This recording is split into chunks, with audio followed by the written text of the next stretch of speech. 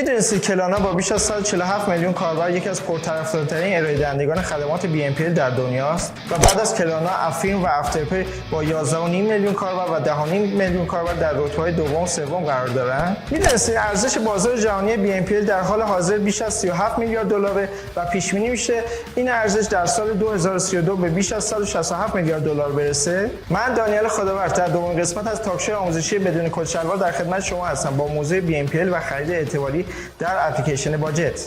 در تاک‌شوی آموزشی بدون کد شلوار می‌خوایم از طریق بازی، معما، چالش و پرسش و پاسخ، البته به کمک مهمان برنامه‌مون، جدیدترین موضوعات و روندهای روز بانکداری، پرداخت و فینتک دنیا رو بررسی کنیم. حامی این قسمت از تاک‌شوی بدون کد شلوار با موضوع BNPL و خرید اعتباری در اپلیکیشن باجت شرکت سیمرغ تجارته.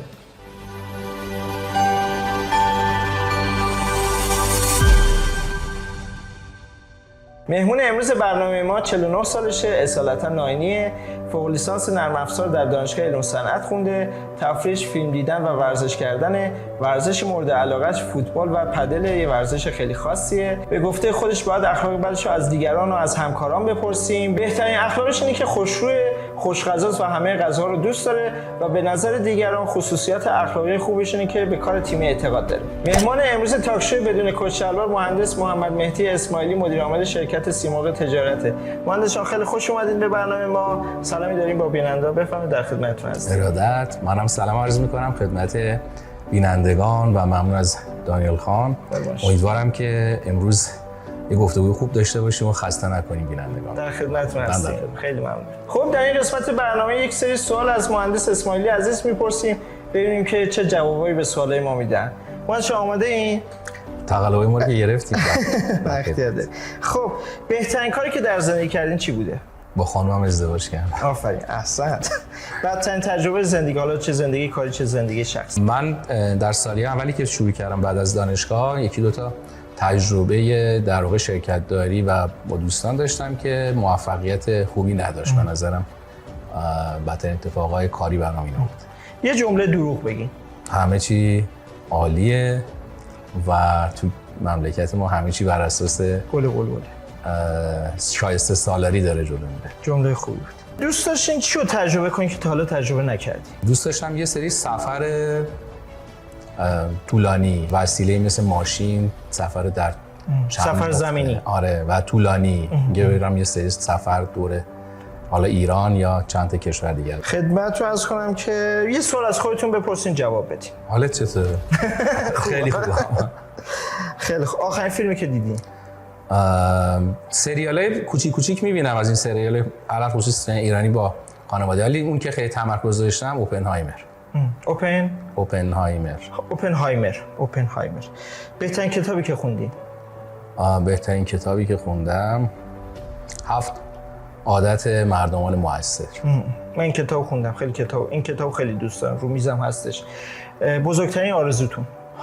آرزو تو جای مختلف آرزو فرق میکنه. اجازه بده آرزو کاریمو بگم. آره. توی آرزوی کاریم اینه که دوست دارم یه بیزینس البته شخصی داشته باشم که در ابعاد ملی بتونه به مردم خیلی کمک خوبی انجام بده. آفرین، عالی.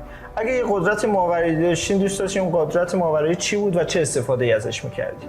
اگر من یه قدرت ماورایی داشتم شاید مرز بین کشورها رو کلا برمی‌داشتم و همه دنیا رو یه تیکه می‌کردم. آفرین.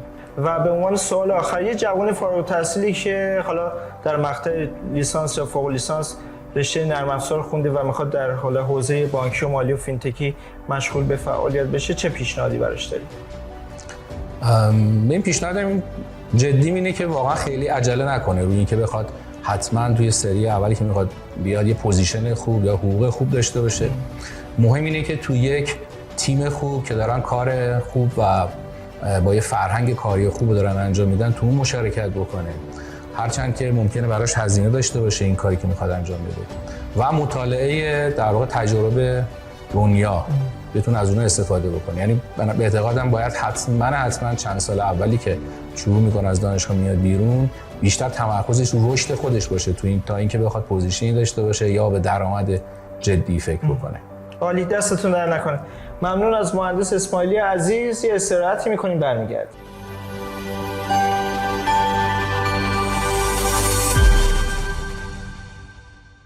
خب به قسمت بازی بدون کد شلوار خوش اومدین. در قسمت اول بازی 10 تا سوال از آقای مهندس اسماعیلی میپرسن و در پاسخشون فقط باید بله و خیر بگن و در قسمت دوم بازی هم یه فوتبال دستی کشی با آقای اسماعیلی عزیز بازی میکنیم که به فوتبال هم علاقه‌مند هستن. خب مهندس جان اگه آماده هستین بریم سراغ سوالا. من سوالا رو از شما میپرسم، فقط جواب بله خیر. سوال اول، افترپلی در چین مستقره؟ افترپلی استرالیا. آفرین درسته. خدمتتون عرض کنم که کلانا، افرین و افترپی جزء 3 تا از محبوب‌ترین شرکت‌های حوزه BNPL هستن؟ بله درسته. کلانا بزرگترین شرکت ارائه‌دهنده خدمات BNPL در آمریکاست؟ نه، بزرگترین هست ولی در سوئد. آفرین درسته. کلانا در اروپا مستقره. لاتیتیود پی به کاربران اجازه میده که تعداد اقساطشون رو بیشتر از حد نرمال تقسیم کنن؟ 10. درست. نگفتین؟ 10 درسته. شما یه سوالی گفتید بله نه ولی میتونید که مجبور شد بگم. درسته. آره درسته. لاتیتیود در سنگاپور مستقره و به کاربرانش اجازه میده که تعداد اقساطشون رو بیشتر از حد نرمال تقسیم کنن. تامارا یک فیلم تک در سنگاپوره؟ خیر. میتونین بگین کجاست؟ عربستان. درسته احسن. یکی از فینتک های BNPL در منطقه منا طبیعه؟ بله. درسته احسن. در 10 تا کسب و کار اول حوزه BNPL کسب و کارهای آفریقایی هم وجود دارن؟ نه آفریقایی نیستن، هم حوزه منا. آفرین درسته. ایران در 10 تا ارائه دهنده اول BNPL در دنیا نماینده‌ای داره؟ خیر. درسته آفرین. اندازه بازار جهانی BNPL در سال 2024 بیشتر از 20 میلیارد دلاره؟ بله. درسته احسنت. اندازه بازار جهانی BNPL در سال 2024 37 میلیارد دلاره. خدمتتون عرض کنم که فقط 5% از مردم آمریکا تا حالا از BNPL استفاده کردن؟ خیر. میتونین بگین چند درصد؟ حدود 40%. احسن درسته. خب مهندس شما هم تسلط نسبی خوب روی شرکت‌های ارائه دهنده خدمات BNPL. چیزی اشتباه گفتم میگی نسبی؟ نه واقعا نه نسبی نه، کامل مسلط بودین. به نظرم حالا با توجه به شناختی که دارین درباره مزیت‌ها و تفاوت‌های این شرکت‌ها یه اطلاعاتی به ما بدید. چشم. من کوتاه بگم خدمتت. ببین اینا نگاهشون به نظرم فرق میکنه. مثلا فرض کن بعضیشون اومدن روی ترم‌های بلندتر و مبالغ بالاتر کار کردن. حالا تو اون لیستی که صحبت شد مثلا فکر کنم اوپن پی اینجوری باشه یا لاتیتود مثلا سنگاپور رو مبالغ بالاتر روی زمانهای بالاتر کار کردن. بعضی رو مدیاهای مختلف برای پرداخت مثلا تمرکزشون رو حضوری بوده. تابی یکی از نمونه‌های خوبشه که روی بحث کارت خیلی کار کرده و تابی کارت رو الان داده و اعتبار رو تابی کارت داره ارائه میکنه. بعضیا روی مدل در واقع تمرکزشون رو سادگی اتصاله. مثلا زیپ اگر اشتباه نکنم یه ادعایی داره که در 10 دقیقه مرچنت میتونه اتصالش رو برقرار کنه و استفاده بکنه از اون سیستمی که داره. یا ما رو تنوع مدل‌های پرداختی اسپلیتیت مثلا پیش پرداخت داره 3 6 9 و تنوعی داره که برای هر حالا مجموعه مرچنت هایی که تنوع این گونه میخواد میتونه استفاده کنه و از نگاه‌های متفاوت. یعنی ارزم جمعش اینه که مثلا با نگاه‌های متفاوت و هر کدوم تمرکز روی یک حوزه، حالا یکی روی سگمنت مشتری بوده که لوکال روی کشور یا روی منطقه جغرافیایی، حالا مثلا تابی و تامارا توی این حوزه مثلا خاورمیانه و شمال آفریقا توی اون حوزه دارن خدمت میدن، قاعدتاً با فرهنگ اون منطقه دارن هماهنگی میکنن و مناطق دیگه به این شکل. بعضی رو تنوع یا رو خرد اومدن، تعداد مرچنت‌های زیاد، مشتری زیاد. بعضی اومدن روی فضایی که مثلا مدیا رو حضوری رو تمرکز بکنن، به خاطر این مدیای شبیه کارت رو اضافه کردن. از این جنس اینا تفاوتایی با هم دارن که قابل توجه. ممنون، دستتون در نکنه. یه استراحت کوتاه می‌کنیم و در قسمت دوم بازی در خدمت شما هستیم.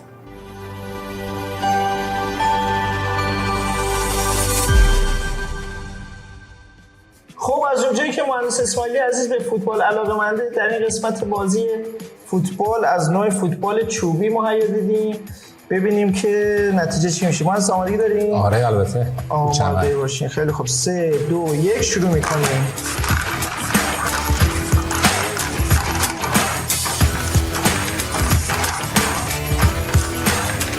مهندس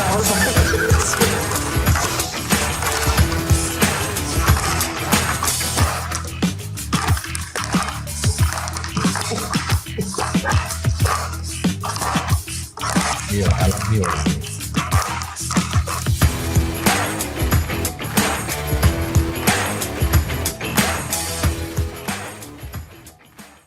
به قسمت پرسش و پاسخ برنامه دوم با موضوع BNPL و خرید اعتباری در اپلیکیشن باجت رسیدیم. بر خدمت مهندس اسماعیلی عزیز، مدیر عامل سیمرغ تجارت. آقای اسماعیلی گل، لطفاً به نظر برای شروع آخرین راهکارها و خدمات اپلیکیشن باجت رو معرفی کنید، خیلی کوتاه ممنون میشم. بله چشم. عرض کنم خدمتتون که ما دو دسته عمده خدماتی که داخل باجت داریم، یک سری خدماتی هستن که در داخل شعب وجود داشتن و ما با جرنی کاملا دیجیتال داخل باجت آوردیمش، افتتاح حساب و خدمات کارت و وام ازدواج از این دسته هستن و خدماتی که قبلا توی بانک نبوده نمونهش و به عنوان خدمات نوآورانه و جدید اضافه شده. BNPL به صورت تک قسطه اضافه شده بوده با مرچنت هایی که اگر لازم شد خدمتتون عرض میکنم و کالانو و محصول جدید دیگه که داریم و از همین نوع BNPL هم خدمت اعطایی بود که با وزارت سمت قبل از عید رفت. یه سری آمار جذاب از باجت بگین. ما توی بحث کالانو که یک محصولی هستش که توی امبدد بانکینگ اومده و در ارتباط با سایر بازیگرای صنعت، تولید کنندگان بزرگ کشور و توزیع کننده بزرگ کشور هست، از ابتدای در واقع زمستان تا الان چیزی نزدیک 3 همت اعتبار رو در اختیار مردم قرار دادیم. در خدمت دیگری که وام ازدواج بود، پارسال نزدیک 2.5 همت وام ازدواج رو به مردم دادیم. روی بحث BNPL نزدیک 200,000 فقره BNPL داده شد پارسال. الان تعداد یوزرهای باجت نزدیک 1,200,000 تا شده و نزدیک 160,000 افتتاح حساب هم داخل باجت اتفاق افتاد. چه تعداد زوج حالا تونستن وام ازدواج بگیرن از طریق باجت؟ هم در تهران هم در شهر. حدود 20,000 نفر وام ازدواجشون رو داخل باجت. یعنی 10,000 زوج. بله. 10,000 زوج. عالی. خدمتتون عرض کنم باجت به نظر شما یک نئوبانک، یه لنتک یا نه یه شعبه دیجیتالیه؟ عرض کنم خدمت شما که خیلی تفاوت، شاید از نظر من خیلی تفاوت یا شاید نشه مثلا در کنار هم دید که بحث لنتک بودن و نئوبانک بودن با هم تضادی هم ندارن. ما خدمات نوآورانه رو داخل باجت داریم ارائه میکنیم از جنس خدمات در واقع نئوبانکینگه که داریم ارائه میکنیم، اما تمرکزمون هم اتفاقا روی فضای اعتبار و تسهیلات. مهمترین قابلیت هایی که روی باجت وجود داره الان، خب ما بحث رجیستریشنمون با فضای احراز هویت تصویری و امضای دیجیتال هست. امضای دیجیتال هم داخل باجت داریم و از امکانات زیرساختی دیگه بحث سفته رو الان داریم و چک دیجیتال هم داره اضافه میشه که اینا باعث میشن که ما این امکانات رو بتونیم باهاشون سرویس‌های جدید رو دیزاین بکنیم. مهمترین برنامه‌های توسعه باجت تو فضای BNPL داریم تنوع در روش‌های پرداختی رو از 1 قسطه، 2 قسطه و 4 قسطه رو داریم بهش اضافه می‌کنیم بعد از 1 قسطه که از قبل داشتیم و توسعه در واقع شبکه پذیرش رو برای مردم داریم اضافه می‌کنیم و سهل شدن در واقع این امکانات رو. خدمات دیگری رو مثل مدیریت ثروت تو برنامه داریم که ان شاءالله با مردم اجازه. خب در صحبتایی که با آقای مهندس اسماعیلی داشتیم، آقای اسماعیلی به چالش‌های اشاره کردن از جمله عدم پذیرش مدیران شعبه از کانال‌های دیجیتالی مثل باجت. به نظرم یه ذره درباره چالش‌هایی که از تولد تا به امروز برای باجت اتفاق افتاده بگید. عرض کنم خدمتتون که بیشترین چالش‌هایی که ما داشتیم برای باجت اختصاصاً بخوام عرض کنم خدمتتون، در واقع تولید محصول و ارائه خدمت همزمان با ایجاد زیرساخت بود. یعنی ما در زمان کوتاهی بعد از اینکه شروع کردیم کار رو، همچنان که داشتیم تیم رو در واقع توسعه میدادیم و زیرساخت‌ها رو، خدمت هم ارائه شد و این توامان بودن اینا بیشترین چالش رو برای ما ایجاد کرد. دیگر چالش‌ها رو بخوام خدمتتون بگم، درون بانکی یکیش از مباحثی که هست هم که شما فرمودید، بحث این که معیار ارزیابی که در واقع عملکرد شعب دارن هنوز تغییر نکرده و ممکنه عملکرد شعب در مقابل عملکرد در واقع فضای دیجیتال قرار بگیره و قاعدتاً ساپورتی از سمت شعبه در این شرایط ممکنه نباشه یا نگرانی هایی برای شعب باشه که اگر که در واقع عملکرد این شعب دیجیتال توسعه پیدا کنه نتیجه برای شعب چه خواهد بود. و اصل موضوع دیگری که به مباحث قبلی هم داشتیم بحث قانونگذاری و قوانینی بوده که گاهن بازدارنده هست برای خدمات نوآورانه که شما ارائه بکنید. عالی، دستتون درد نکنه. ممنون که در این قسمت از برنامه بدون کت شلوار همراه ما بودین و ممنون از حامی این قسمت از برنامه ما شرکت سیمرغ تجارت. در قسمت‌های بعدی برنامه هم همراه ما باشید.